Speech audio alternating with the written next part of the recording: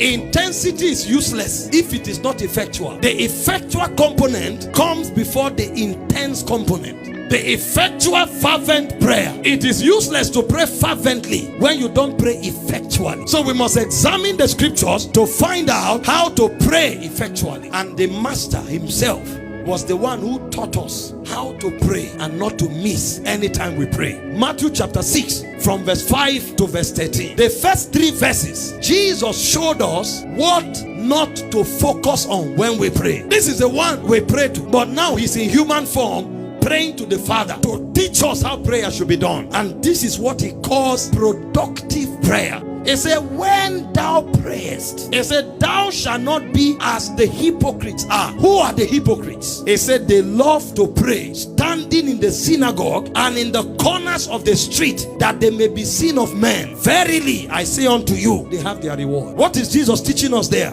Number 1, Jesus is teaching us that prayer should not be showmanship. This is not the time when you want people to give you title for praying. It says showmanship in prayer is you denying yourself of what your prayer should have generated, because your prayer beyond answer was supposed to bring you reward. He said, but now that you have turned it to showmanship, for men to call you names, clap for you, and perceive you in a certain way, he said, you have lost the purpose of your prayer. This is the master talking. That means Jesus pays attention to our motives when we pray. When you are praying, it's not what people say about your prayer that matters. It's what your prayer generates that matters. Too many babes are praying. They think prayer is showmanship, and we pray and sweat, yet we don't see the results of prayer that the patriarchs commanded. Something is wrong with our prayer. Jesus told us prayer should not be about showmanship. Next verse. When thou prayest, he said, enter thy closet. When thou hast shut thy door, pray to thy Father which is in secret. And he said, your